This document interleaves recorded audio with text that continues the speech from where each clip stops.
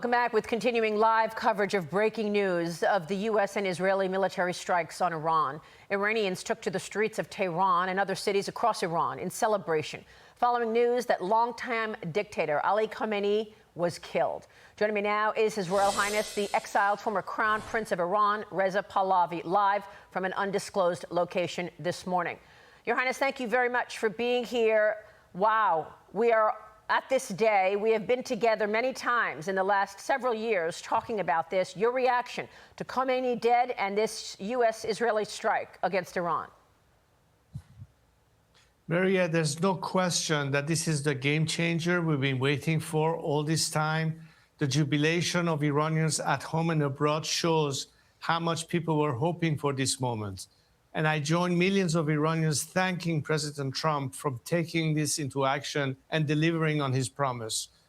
We are so elated of the fact that now we have the beginning of the very end of the regime, because at least we are going to see more and more decimation of this regime, which can only equal the playing field so that the Iranian people could come back to the streets and claim the country back from this hated regime. And that is exactly what President Trump has been telling and messaging to the Iranian people: take back your country. How can they do that, sir? Well, Maria, this is time now for a very strong, stable transition. I am leading this transition. I have the support of millions of Iranian people. I have the people inside the country that are joining and broadening the coalition of forces that will be at play in filling the boxes. The military will side with us, and we have a plan of action and a transition plan. As a matter of fact, I'm glad to hear what Senator Fetterman was saying. It's music to my ears. I always thought that this should be a bipartisan issue when it comes to America's national security interests as well as business opportunities in the future, because we as Iranians look at America as our best partner in reconstructing ourselves. You know, the president says MAGA, we say MIGA, make Iran great again. And in that sense, I think that a different Iran that now will be at peace with the region, work with our neighbors, will bring an element of stability, will be good for American national security, but most importantly, an opportunity to be successful in terms of economic growth and what have you. Just by a change that we hope to bring to the table, that will be probably over $1 trillion worth of impact and revenue to the American economy just by Iran's market being open to America, and how much we stand to benefit from billions of dollars willing to be invested into Iran. All that was needed was for this regime to no longer be there. And I think that is something that should be important to America and Iran both. So where does this transition leave the IRGC, the Iranian Revolutionary Guard, where leadership there is still vowing revenge? How does this transitional government look when you have Persians, Shia, Sunni, secular government? What do you envision? Well, Maria, obviously, I think this campaign is this time something not just to set back the Iranian nuclear program or anything like that. This is like full decapitation of the regime, and ultimately what will expedite its total collapse. The Iranian people has suffered too much to settle for anything less than that.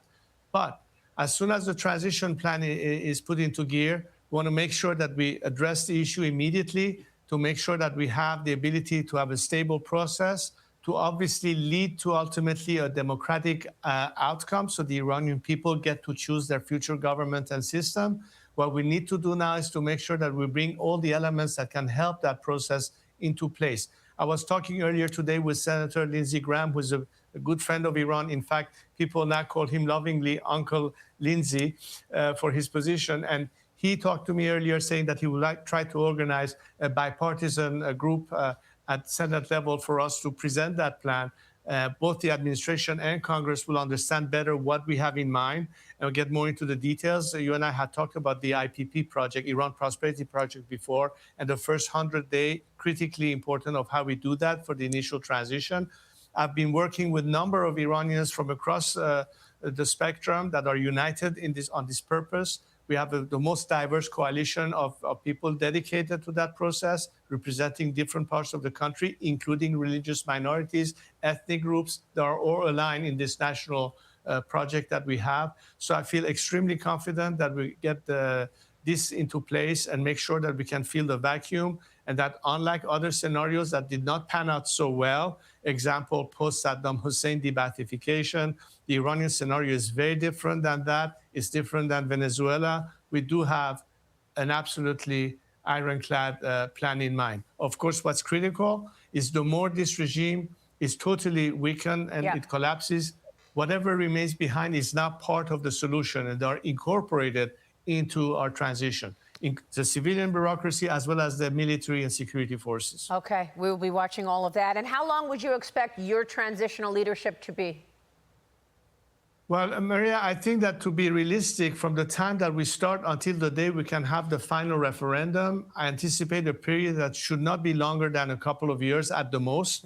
But what's critical is the first 100 days to immediately stabilize the country, the Iranian economic situation, that the apparatus of governments remain as intact as possible, so the functioning of the country continues to be in place while we bring all the components that makes us bring the country to a position where we come out of it at the very end with the choice that people will have to make, and will be proposed various plans in the Constitutional Assembly, which is the entity that will, of course, debate all these issues. Well, that would be an incredible day to see a free election in Iran once again. Reza Pahlavi, thank you, sir.